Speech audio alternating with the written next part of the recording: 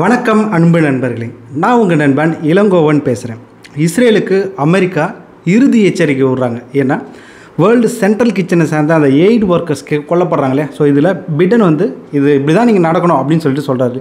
இறுதி எச்சரிக்கை இல்லைனா நாங்கள் என்ன பண்ணுவோம் அப்படின்ற ரேஞ்சுக்கு அவர் சொல்கிறார். ஸோ என்ன இப்படி ஒரு டேர்னிங் பாயிண்ட் அவங்களுக்குள்ளே வருது. இன்னொரு விஷயம் பார்த்தோன்னா, இஸ்ரேல் அவங்களுடைய மிலிட்ரிக்கு லீவெல்லாம் கேன்சல் பண்ணுறாங்க. ஜிபிஎஸ் எல்லாமே கொஞ்சம் ஜாமர்லாம் வைக்கிறாங்க நிறைய இடத்துல இஸ்ரேலுக்குள்ளே. ஸோ இதுக்கு காரணம் என்னென்னா, ஈரான் எப்போ வேணாலும் தாக்குவாங்க அப்படின்றது தான்.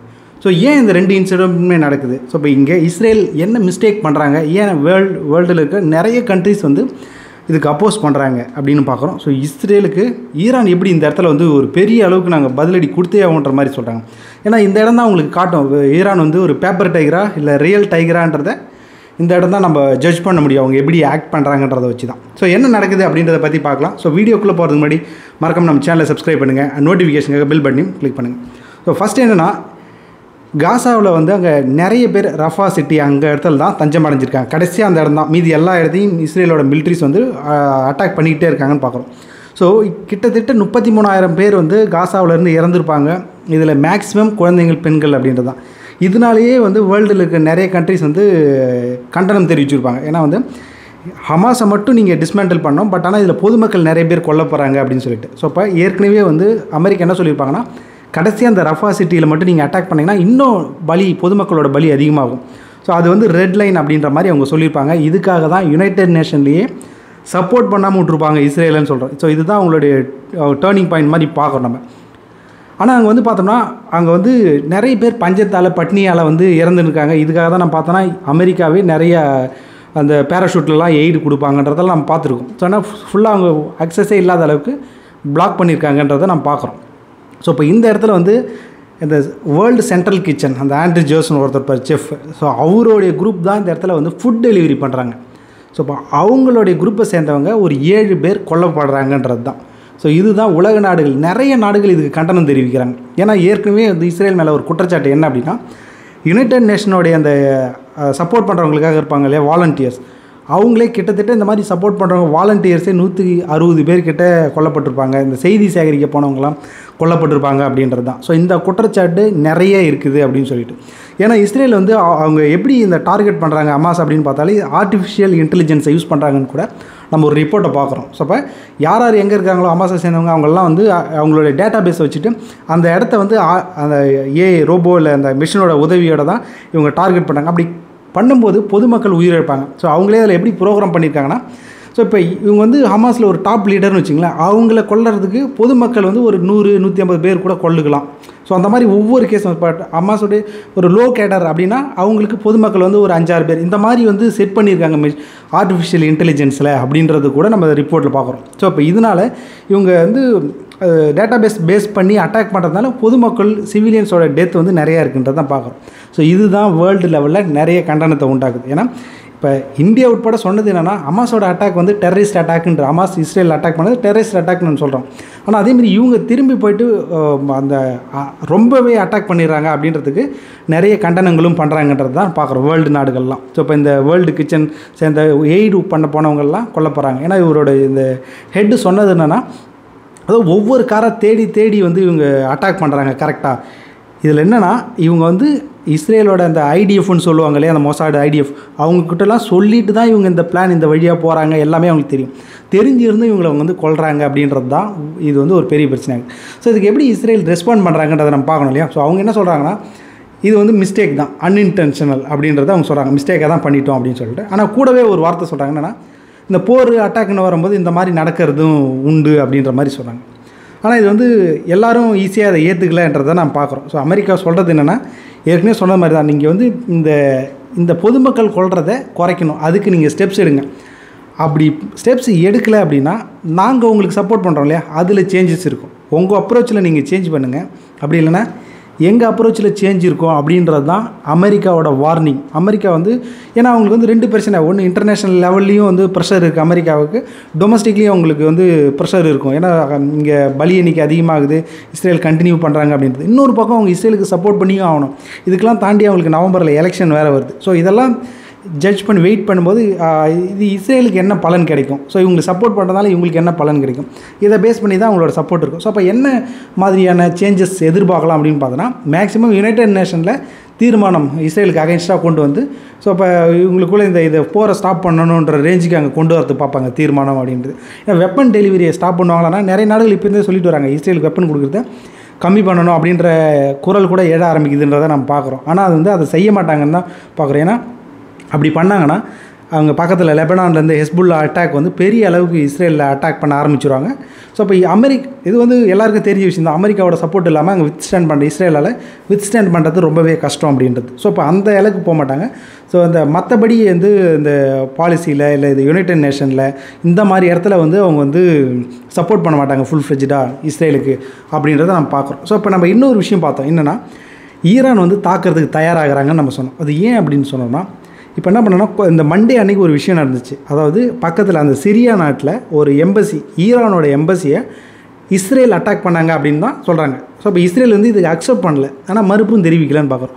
ஸோ அப்போ இன்னொரு நாட்டுக்கு போயிட்டு இன்னொரு நாட்டோட எம்பசி அட்டாக் பண்ணுறாங்க. அதில் அட்டாக் பண்ணும்போது ஈரானோடைய ஒரு மூத்த அதிகாரிகள், ஜெனரல்ஸ், பிரிகேடியர்லாம் இருக்குங்களா, அந்த மாதிரி இருக்கிறவங்க வந்து கொல்லப்படுறாங்கன்றது தான் பார்க்குறோம். ஸோ இது எது கூட ஒப்பிடுறாங்கன்னா, இந்த சொலைமானின்னு ஒருத்தர் கொல்லப்பட்டிருப்பார் டொனால்ட் ட்ரம்ப் இருக்கும்போது அமெரிக்காவால்.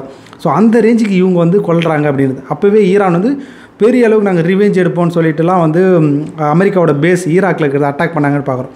ஸோ இப்போ இந்த இடத்துல இவங்க திரும்ப அட்டாக் பண்ணது தான் வந்து ஒரு நெருப்பு பெருசாக பற்ற வைக்குதுன்னு தான் பார்க்கணும். ஸோ இப்போ ஈரான் வந்து எடுத்த உடனே சொல்கிறது என்னென்னா, ரிவெஞ்ச் கண்டிப்பாக எங்களுக்கு எப்படி கொடுத்தீங்களோ அதேமாதிரி ரிவெஞ்ச் கொடுத்தே ஆகும் அப்படின்னு சொல்லிட்டு அவங்க வந்து ஆக்ரோஷமான பதில்களை சொல்கிறாங்க.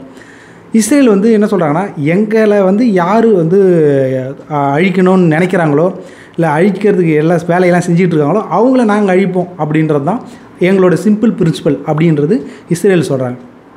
ஸோ ஒரு நாட்டோட எம்பசியை போய் அட்டாக் பண்ணலாமா, இதுதான் வந்து ஒரு கேள்வி. ஸோ இதுக்கு என்னென்னா, ஒரு எம்பசியை ப்ரொடெக்ட் பண்ணுறது ஒவ்வொரு நாட்டோட கடமை இல்லையா? எம்பசியை போய் இஸ்ரேல் அட்டாக் பண்ணலாமான்னு கேட்கும்போது இதுக்கு எப்படி விளக்கம் கொடுக்குறாங்க அப்படின்னா, அதாவது இப்போ இஸ்ரேலில் இருக்கிற எம்பசியை இஸ்ரேலே அட்டாக் பண்ணால் தான் தப்பு. இப்போ இவங்க அட்டாக் பண்ணது சிரியாவில் இருக்கிற ஈரானோடைய எம்பசி. அதுக்கு ப்ரொடெக்ட் பண்ண வேண்டிய பொறுப்பு எல்லாமே சிரியாவுக்கு தான் இருக்குது. அது ஈரானுக்கு இல்லை, இஸ்ரேலுக்கு இல்லை அப்படின்ற மாதிரி இதுக்கு விளக்கம் கொடுக்குறாங்க. என்னதான் இவங்க விளக்கம் கொடுத்தாலும் ஒரு எம்பசின்றது வந்து அதை போர்லேயே அட்டாக் பண்ணக்கூடாது அப்படின்னு தான் அந்த ஜெனீவா கன்வென்ஷன்லாம் சொல்லியிருப்பாங்க, நிறைய ஒப்பந்தங்களில் சொல்லியிருப்பாங்க. இதை நம்ம வந்து நிறைய, அதாவது சவுதி அரேபியா வந்து ஜமால் கஷோகின்றவரை துருக்கியில் வச்சு அவங்களோட எம்பசியில் வச்சு கொடுப்பாங்க. அப்போவே துருக்கியோட போலீஸ், அதாவது இப்போ அவங்க அந்த நாட்டோட போலீஸாக இருந்தாலும் அடுத்த நாட்டோட எம்பசியில் உள்ள நுழையிறதுக்கு அவங்களோட பர்மிஷன் வாங்கிட்டு தான் நுழையணும். ஸோ அதுதான் இந்த ஒப்பந்தமே இது. ஸோ அப்படி இருக்கும்போது அங்கே போய் அட்டாக் பண்ணுறது தான் இங்கே வந்து இவங்களோட கோவத்தை அதிகமாக்குது. ஸோ இப்போ கண்டிப்பாக, அதாவது இஸ்ரேலோட முன்னாள் உளவாளியே சொல்கிறது என்னென்னா, ஈரான் கண்டிப்பாக ரிட்டாலியேட் பண்ணுவாங்க. இதுக்கு பதிலடி கொடுக்காமலாம் விட மாட்டாங்க. ஏன்னா அவங்க மட்டும் பதிலடி கொடுக்க மாட்டாங்கன்னு வச்சுங்க, அது வந்து அவங்களோட வீக்னஸை காட்டிடும். ஈரான் வந்து அவ்வளோதான் அப்படின்ற ரேஞ்சுக்கு. ஸோ ஆனால் இவங்களோட பதிலடி எந்த ரேஞ்சுக்கு இருக்கணும்னு பார்க்கணும். போரையும் பெருசாக கொண்டு போயிடக்கூடாது. ஏன்னா அவங்களுக்கும் எக்கனாமிக்காக கொஞ்சம் வீக்காக இருக்காங்க. ஸோ இப்போ அவங்க வந்து பெரிய போரில் இந்த இடத்துல ஈடுபட்டாங்க அப்படின்னா, பெரிய போர் அப்படின்னு வந்து சப்போஸ் பெரிய அளவுக்கு அட்டாக் இதெல்லாம் வரும்போது ரெஜிம் சேஞ்ச் ஆகிறதுக்கு வாய்ப்புகள்லாம் இருக்குது. ஸோ அதை அங்கே விரும்ப மாட்டாங்க. ஆனால் இதை யார் விரும்புகிறா அப்படின்னு பார்த்தோன்னா இஸ்ரேல் விரும்புவாங்க. இந்த நீங்கள் ஆரம்பத்துலேருந்தே பார்த்தீங்கன்னா இந்த போரை மிடில் ஈஸ்ட்டில் வைடர் வாராக மாற்றுறதுக்கு எல்லா வேலைகளுமே இஸ்ரேல் எல்லா பக்கமே அட்டாக் பண்ணியிருப்பாங்க. ஸோ இப்போ ஈரான் வந்து இந்த இடத்துல வெயிட் அண்ட் வாட்ச் அப்படின்னு பண்ணுவாங்களா, இல்லை உடனடியாக அட்டாக் பண்ணுவாங்களா அப்படின்னு பார்க்கும்போது அட்டாக் பண்ணுறதுக்கு சான்சஸ் இருக்குன்னு தான் இன்டெலிஜென்ஸில் ஒர்க் பண்ண முன்னாள் அதிகாரிகளே சொல்கிறது. ஸோ அதுக்காக தான் நீங்கள் பார்த்தீங்கன்னா இஸ்ரேலே சில விஷயங்களை சொல்கிறாங்க. என்னென்னா, அதாவது இஸ்ரேலோட அவங்களுடைய மிலிட்ரி எல்லாத்துக்குமே லீவை கேன்சல் பண்ணிவிட்டு ஏர் டிஃபென்ஸ் செக்ஷன் இருக்காங்களே அங்கே ஆட்கள் அதிகமாக்குறாங்க.